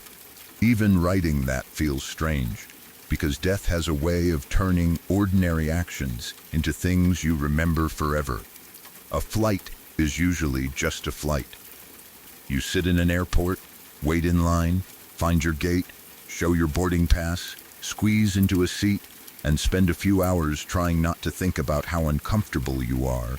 But when you are flying home because your father has died, every small thing seems important. Every face stands out. Every word you overhear feels like it might be meant for you. Every ordinary object becomes something you notice too closely, because your mind is trying to understand a reality that still does not feel real. I remember feeling numb when I got to the airport. I had packed quickly, probably forgetting things I normally would have brought, because I was not thinking clearly. I had made calls, answered messages, tried to coordinate travel, and done all the things people have to do after a death, even though none of it feels like something you should be doing. There is always paperwork. There are always phone calls. There are always people asking questions that require answers when you barely have the energy to speak. And beneath all of that is the one fact your mind keeps circling back to. Your dad is gone. I remember sitting at the gate, watching people move around me. Families with bags, business travelers looking at phones, kids crying because they were tired, someone buying coffee, someone rushing because they were late. Everyone was living an ordinary day. Mine was not ordinary anymore. When I got on the plane, I found my seat and sat down, still feeling like I was watching everything from far away. I was exhausted, but I did not think I could sleep. Every part of me felt tense. I kept checking my phone, even though there was nothing new I wanted to see. I kept rereading messages from family members, even though the words did not change. Then I noticed a man wearing a Harley-Davidson hat. It was not some huge moment. He was just another passenger, another person getting settled for the flight. But the logo caught my eye immediately. Harley-Davidson. My dad had always dreamed of owning a Harley. He never did, at least not while I was growing up. Maybe he talked about it more than he ever seriously planned for it. Maybe it was one of those dreams people carry around for years, something they want to do someday, when there is more money, more time, fewer responsibilities, or the right moment. But he talked about it. He wanted a Harley-Davidson. The moment I saw that hat, something inside me tightened. It was probably coincidence. Of course it was possible for someone on a plane to wear a Harley-Davidson hat. People wear those hats everywhere. There is nothing rare or supernatural about it. But grief changes how coincidence feels. When you lose someone, you start seeing the shape of them in the world around you. You notice things that would have passed by without meaning before. A song comes on that they liked. Someone wears a jacket like theirs. A stranger laughs in a familiar way. You see an object they would have pointed out, and suddenly it feels like they are still somehow nearby. I looked at the man's hat longer than I should have. I did not say anything to him. I did not ask whether he rode a motorcycle or whether he owned a Harley. I just sat there, quiet, feeling strange that the first obvious thing I noticed after getting on the plane was something my father had always wanted. Then I noticed the person sitting next to me. They were reading recipes. Not just any recipes. Bolognese recipes. My dad was not someone who cooked a lot. He was not the kind of person with a long list of meals he could make well. He did not have a huge collection of recipes. But one of the only things he knew how to cook, one of the only meals he made that felt like his meal, was bolognese. That was his thing. Maybe it was not fancy. Maybe it was not perfect. But it was something he made, something connected to him, something that, after he died, suddenly seemed much more important than it ever had before. I remember seeing the word on the page and feeling like the air had changed around me. Bolognese, a Harley-Davidson hat. Two things connected to my father, sitting right in front of me on a flight I was taking because he had died. I remember thinking that it was too much, not impossible, not proof of anything, but too much for my brain to handle in that moment. I wanted to cry, but I was on a plane surrounded by strangers. I did not want to explain why I was upset. I did not want anyone to ask whether I was okay. I did not want to say the words out loud, because saying them made everything more final. My father died. I am flying home for his funeral. The man in the Harley-Davidson hat does not know my dad wanted one. The person next to me does not know bolognese was one of the only things he cooked. They are just living their lives. But to me, it felt like my father was suddenly everywhere. When I landed, the feeling did not stop. The days around a funeral are strange. You move through them in a fog, doing what needs to be done, talking to people you may not have seen in years, accepting hugs, thanking people for flowers, listening to stories, and trying to understand how the world can continue functioning normally when one person has been removed from it. There is always more to do than you expect. There are family members to call, people to pick up, places to go, documents to sign, questions about belongings, questions about services, questions about what your father would have wanted. And all the while, the smallest details keep reminding you that he is not there. You see something he would have commented on. You pass a restaurant he liked. You hear a joke he would have laughed at. You walk through a room and expect him to be sitting somewhere in it. Then, the truth catches up again. He is not. At one point, I drove past a park called Titmouse Park. I do not know how many times I had passed that park before. Maybe I had driven by it 100 times without really seeing the sign. Maybe it had always been there, and I had simply never paid attention. But that day I saw it. Titmouse Park. My dad used to call me Titmouse when I was a child. It was one of those silly, affectionate nicknames that only make sense inside a family. The kind of name that sounds ridiculous if anyone else says it, but somehow feels normal when it comes from the person who gave it to you. He called me that when I was little. Maybe he said it when he was teasing me. Maybe when I was being stubborn. Maybe when he was trying to make me laugh. I can still imagine the tone of his voice saying it. I can still picture the way he would look at me when he used it. And suddenly there it was. Titmouse, written on a park sign as I drove past. It should not have been anything. It was just the name of a park. But I felt my throat tighten so hard I could barely breathe. I remember staring at the sign through the windshield, feeling the strange mix of sadness and comfort that came with all of these moments. It was almost as if the world kept dropping little reminders into my path. Not messages exactly, not clear signs, just pieces. Harley-Davidson, Bolognese, Titmouse, each one small enough to explain away. Each one personal enough to hurt. Then there was the wifey name, A friend's neighbor had wifey called Three Girls and Dad. I saw it and immediately thought of my family. I had 2 sisters, 3 girls, 1 dad. That was us. Again, it was probably nothing. Wifey names can be anything. Someone might choose a joke, a family description, a phrase that only means something to them. There are countless families with 3 daughters and 1 father. There is no reason that particular name had to be connected to mine. But during those days, I was not seeing things normally. Everything seemed to be arranged around him.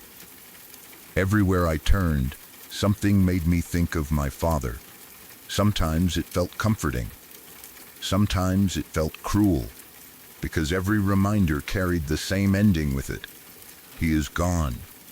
He is gone, and you will never hear him say that nickname again. He is gone, and he will never get that Harley he talked about. He is gone, and you will never sit down to eat his bolognese again. The world was full of him in ways I had never noticed before, but he himself was no longer there. That was the unbearable part. Then I started seeing things online. Someone posted about Columbo on Twitter. That was his favorite show. Not one of his favorites. His favorite. The old detective show. The rumpled coat. The slow way Columbo acted like he was not paying attention, even though he already knew exactly what was going on. My dad loved it. It was one of those things that became permanently connected to him because of how often he watched it or talked about it. I saw the post and stopped scrolling. For anyone else, it would have been just another tweet, a random person mentioning an old television show. But to me, it felt like another sharp little tap on the shoulder. Columbo, Dad. Then there was a post about a Winnie the Pooh movie. That one hurt in a different way. My father had a strange birthday tradition. The only movie he ever made us watch on his birthday was Winnie the Pooh. Not a movie he watched casually all the time. Not something everyone in the family necessarily picked for themselves. It was his birthday movie. That was what he wanted. And after he died, seeing someone post about Winnie the Pooh felt almost impossible to ignore. My mind immediately went back to those birthdays, to being younger, to sitting down and watching something that, at the time, may have seemed random or silly, but now felt like one of the few traditions I could still hold on to. That is what death does to memories. It turns little things into sacred things. A cartoon movie, a nickname, a plate of bolognese, a television detective, a dream motorcycle. Before someone dies, they can seem ordinary because they are always there. You do not realize how much of your life is built around their habits until you no longer have access to them. Afterward, everything becomes evidence that they existed. Every small preference becomes precious. Every routine becomes a story you want to preserve. Every strange coincidence feels like it might be them trying to reach you one last time. Then, at the airport on the way home, I saw an advertisement on a post. It said, "See you soon, Dad." I remember stopping when I saw it.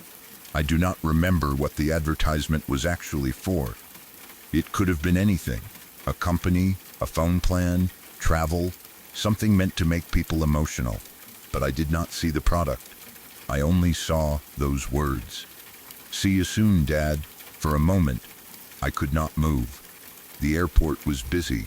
People were rushing past me. Announcements were playing. Rolling suitcases clicked across the floor. Flights were boarding. Children were asking questions. Someone nearby was probably laughing or talking loudly. But I was standing there looking at that sign as if the rest of the airport had gone quiet. "See you soon, Dad." It was a normal phrase. A phrase people say all the time. But after a funeral, it was not normal. I did not know whether to feel comforted or devastated. Part of me wanted to believe it meant something. Part of me wanted to believe that maybe I would see him again in some way, somewhere. Sometime, not necessarily in a religious sense. not necessarily as a ghost or a sign, just in the vague human way we want death not to be the final ending. But another part of me felt angry, because I could not see him soon. I had just watched people talk about him in the past tense. I had just gone through the rituals that make death feel official. I had just been surrounded by people trying to comfort me, because they knew there was nothing anyone could do. So seeing that phrase felt like someone pressing directly on a bruise. "See you soon, Dad." The words stayed with me long after I walked away. The strangest part of that whole period, though, involved his guinea pigs. I was on the phone with the mortuary, talking to my father's body. That is a long story, and it is not something I normally explain because people either do not understand or they ask too many questions. But in that moment, I needed to talk to him. Maybe I needed to say goodbye in a way that felt more direct. Maybe I needed to hear myself speak his name. Maybe I needed to say things I had not said yet, because death has a way of making you suddenly remember every unfinished conversation. The guinea pigs were nearby. They would not stop screaming. Not the usual little noises guinea pigs make when they are hungry or excited. Not normal squeaks, because they heard a bag rustling or expected food. They were screaming. Over and over. Loud, upset, panicked sounds.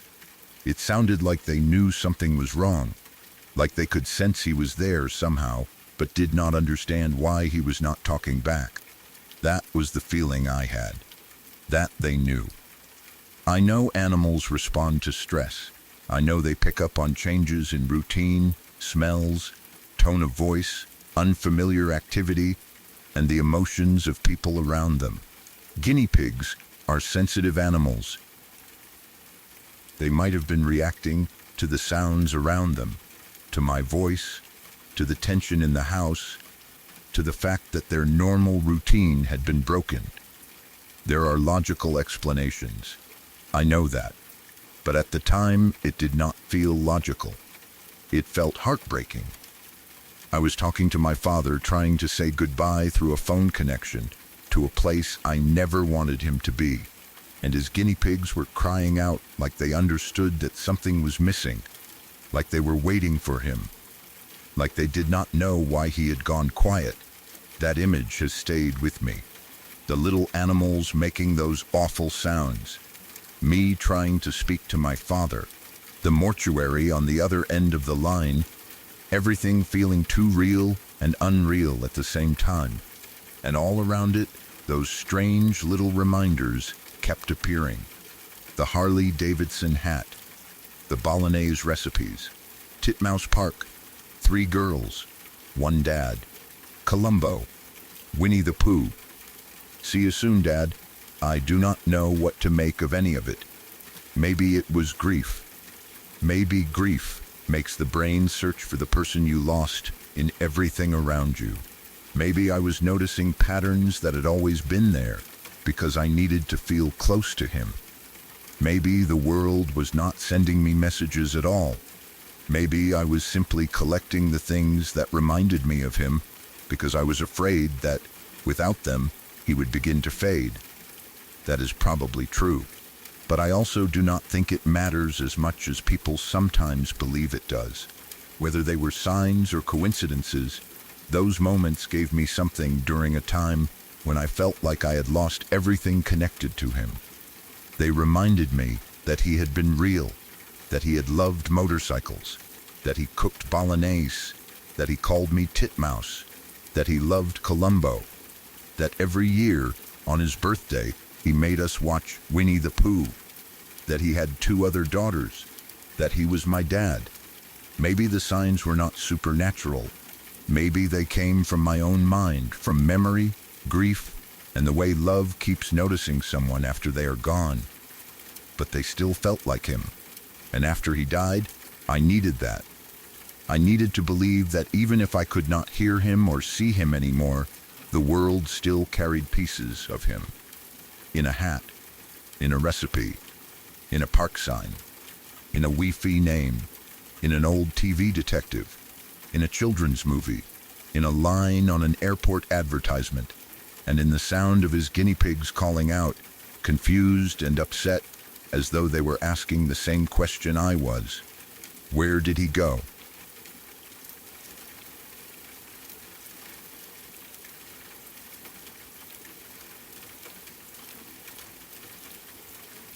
It was one of those deaths that was sad, but not completely unexpected. She had been getting older, and her health had been going downhill for a while. I do not remember every medical detail, and I do not want to pretend that I understood exactly what had been happening with her body. Everyone more or less knew she was up there in age, and that something was wrong. Disease had been catching up with her, or maybe it was several things at once, the way it often is when someone has lived long enough. Still, the way it happened was strange. They found her outside in her front yard. She had a steak knife with her. That was the part that made everyone stop and look at each other, because it did not fit the quiet version of her life that people had in their minds. She lived up on that ridge in West Virginia, in a place where the houses were spread out enough that people kept an eye on one another without always being in each other's business. It was rural, rocky, muddy country. The kind of place where you knew the sound of your neighbor's truck and could tell who was coming down the road by the engine before you saw the vehicle. Her death was treated as expected in the end. There was no huge criminal investigation that I knew of, no big mystery that made the news. Whatever had happened medically was apparently enough that the authorities did not suspect anything else. They picked her up, did whatever needed to be done, and eventually people started dealing with the practical part of death. The house had to be checked. The doors had to be locked. Things had to be put away. Somebody had to make sure there was not an open window, an unlocked shed, a busted latch, or anything else waiting to become a problem, while everyone was grieving or sorting out what came next. So we went back to the property. The house looked different without her in it. That is something people do not really talk about enough. A house can look exactly the same after someone dies, but it does not feel the same. The same porch is there, the same steps, the same old lawn furniture, the same windows, the same yard. But once you know the person who lived there will never come outside again, every part of the place suddenly feels abandoned in a way it did not before. The whole property sat on rough ridge ground, not clean, flat suburban grass. It was dirt, stones, roots, old leaves, uneven slopes, and patches of mud that stayed muddy long after rain, because the ground held water in strange places. It was the kind of terrain where people wore boots, work boots, hiking boots, old sneakers with decent grip, anything that could handle slipping on wet ground or walking through brush. Nobody I knew wore dress shoes out there, not casually, not while walking around someone's yard, not on the rocky, muddy ground around that house. While the others were doing whatever needed to be done inside, I was outside, mostly messing around. I was not doing anything important. I was walking around the yard, kicking stones, looking at old things left near the edge of the property, and trying not to think too much about the fact that someone had just been found dead there. Then I noticed a print in a dried clump of mud. At first, I almost stepped on it. It was near a rough patch of ground where the mud had dried hard enough to hold a shape. The print stood out because the rest of the ground was uneven and broken up by rocks, gravel, and old tire marks.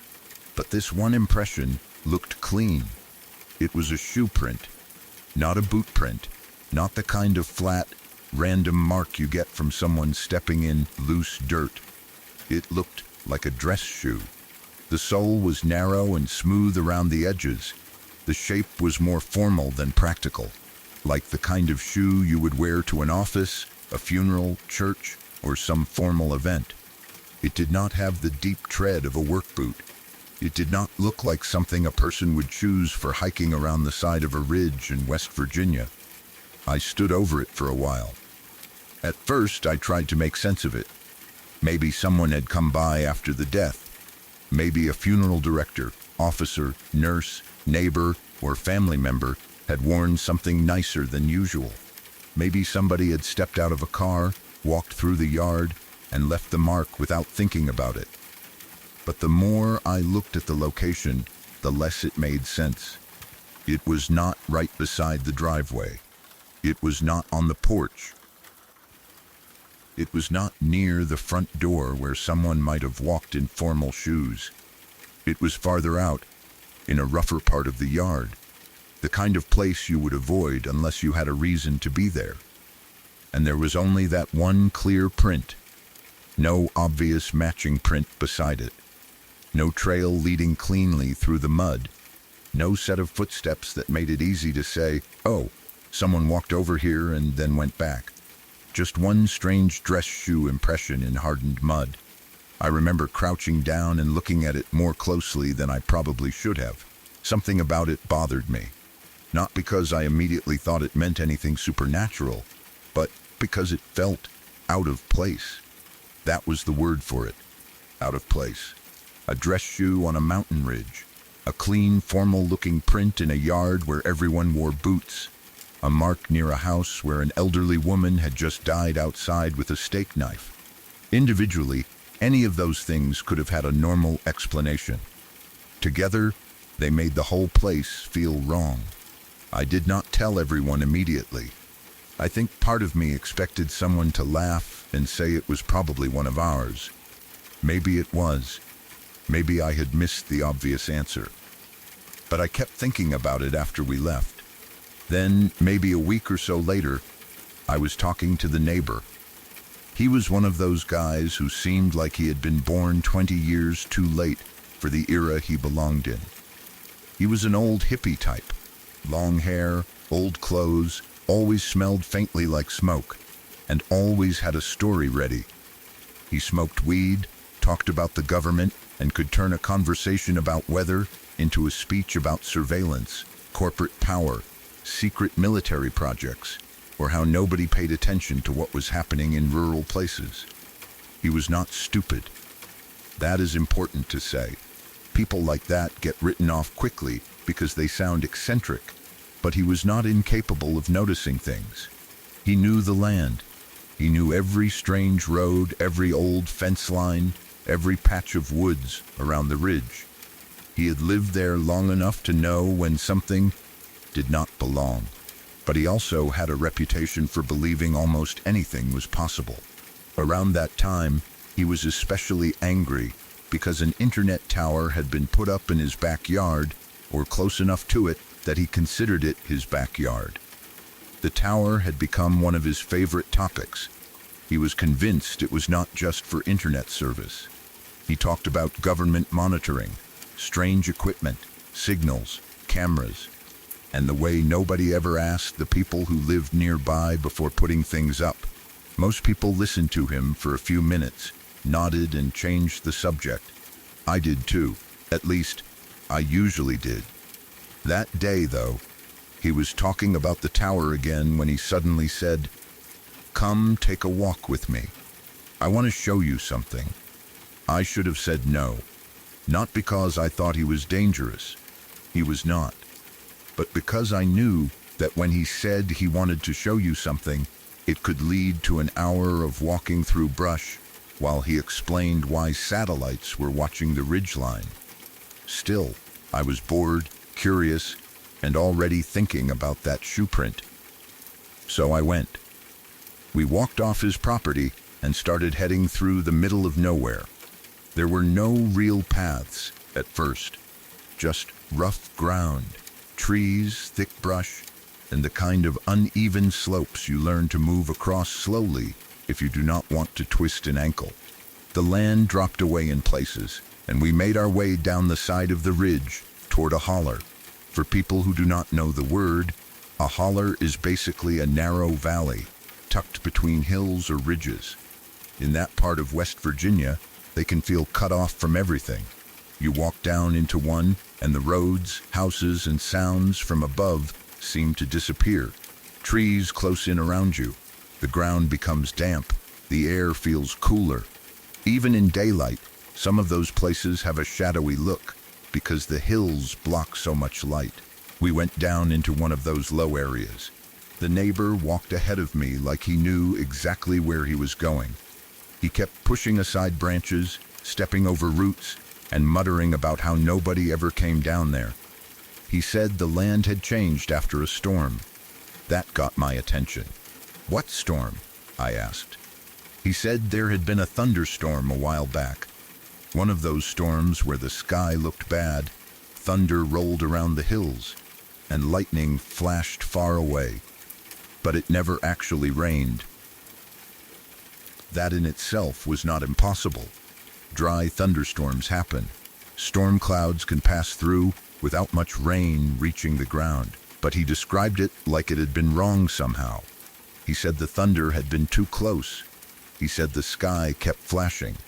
He said there had been no rain at all. Then he said, that's when this showed up. We came through a patch of trees. And he stopped. "Come over here," he said. I followed him into a small clearing. At first I did not see anything. It was just grass, brush, and low ground between the trees. Then I looked down. There were 4 circular indentations in the grass. They were arranged in a rough square, not perfectly symmetrical in a way that looked engineered, but close enough that they immediately caught my attention. Each one was round, pressed down into the ground, and distinct from the uneven surface around it. They were not just flattened grass. They looked like something heavy had rested there. In the middle of the 4 circles was a larger, dark area. It looked burned, not like an ordinary campfire burn where you would expect ash, charred sticks, or a ring of stones. There was no obvious fire pit, no beer cans, no trash, no signs that people had been camping. The center was darker than the surrounding ground and strangely smooth. That was the part I remember most. It looked almost like glass, not actual clear glass you could pick up, but the surface had a smooth, fused appearance. The grass around it was pressed down. The soil looked altered. It did not have the normal loose, rough texture of dirt. I crouched down and stared at it. I remember touching the edge carefully, not wanting to burn myself, even though it had been there long enough that it should have been cold. It did not feel hot. It was just smooth in a way I did not expect. I asked him what caused it. He did not answer right away. He stood there looking at the clearing like he had been waiting for someone else to see it. Then he said something that made my stomach drop. He asked whether I had ever had any contact with men in black suits. Not seen anyone strange, not heard of something weird. He specifically asked if I had ever had contact with men in black suits, whose eyes were completely black. I remember staring at him. For a second I thought he was messing with me. He knew I had found the shoe print. At least, I may have mentioned it to him by then. Maybe somebody else had told him. Maybe he had heard about it through neighbors. Because in a place like that, people hear things. But the way he said it was too specific. Black suits. Pure black eyes. I said something like, "Hold on. How the hell do you know about that?" He looked at me seriously. Not joking, not smiling, just serious. Then he started explaining that the thunderstorm with no rain was when the marks appeared. He said that was when the strange things started. He believed the tower had something to do with it. He believed something had come down in the holler. He believed the 4 circular impressions were from some kind of craft or equipment. He believed the burned glassy patch was where it had touched the ground. And he believed men in black suits had been around afterward. According to him, they were not normal government people. They were part of another society. That was the phrase he used. A different society. He said their eyes were pure black. He said they did not blink the way normal people did. He said they showed up when people saw something they were not supposed to see. I did not know what to say. Part of me thought he was completely full of it. He was an old hippie who already believed the internet tower was a government operation. He was the kind of guy who could connect a storm, an unusual patch of ground. and a strange shoe print into one giant conspiracy without needing much evidence. But another part of me could not stop thinking about the dress shoe print. I had not told him about all of it. I had not described the exact shape of it in some dramatic way. And yet here he was talking about men in black suits with black eyes. The same basic image that had started forming in my mind when I saw that formal shoe print in the mud near the house.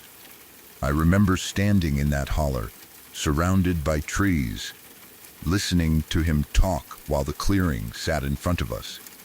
4 circles pressed into the grass, a dark, smooth patch in the middle. No obvious explanation, no rainstorm damage around it. No normal reason for that center area to look burned and almost glassy. It was one of those moments where the setting makes everything worse. If he had shown me something like that in a city park at noon, maybe I would have laughed it off. If there had been other people nearby, cars passing, dogs barking, and normal life happening around us, the story would have felt ridiculous. But we were deep off the property line, down in a holler, surrounded by woods. There was no road in sight, no house nearby, no cell service that I trusted. The ridge blocked the sky in a way that made the clearing feel isolated from the rest of the world. And this man was telling me that something had landed there during a dry thunderstorm. I did not fully believe him. I still do not, but I could not fully dismiss it either. Maybe the marks came from equipment. Maybe someone had parked an ATV, a trailer, or some kind of machinery there. Maybe the circles were old depressions in the ground that had become more obvious after weather changed. Maybe the burn spot was from a fire, lightning strike, chemical spill, or old trash pile that had melted or compacted the soil. Maybe someone had made the whole thing as a joke. Maybe the neighbor had done it himself. That is honestly possible. Maybe he had seen the strange shoe print, heard about the woman's death, and decided to mess with me. Maybe he enjoyed telling stories and wanted to see whether I would take the bait. Maybe the tower had made him paranoid enough that he believed his own explanations. I do not know, but the timing was strange. The shoe print was strange. The storm story was strange. The 4 circles were strange. And the fact that he immediately brought up black-suited men with black eyes made the hair stand up on the back of my neck. To this day, I still do not know whether I was being played. Maybe he was joking. Maybe someone had staged the entire thing. Maybe he wanted attention.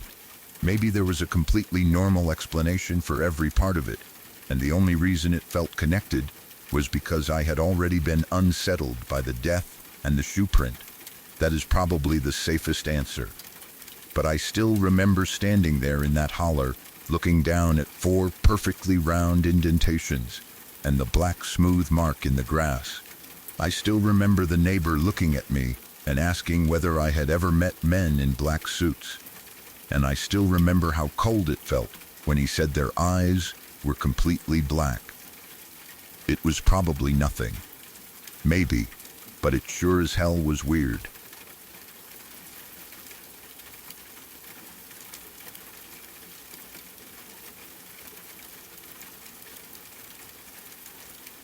Tonight's stories are over, but darkness has a way of making memories feel closer.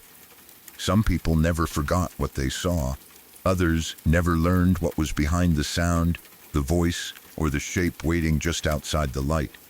Tell me in the comments which story you will be thinking about after this ends. Subscribe to Wickless Night for more true accounts from the hours when no one wants to be awake alone. Sleep carefully, and do not trust every shadow that stays still.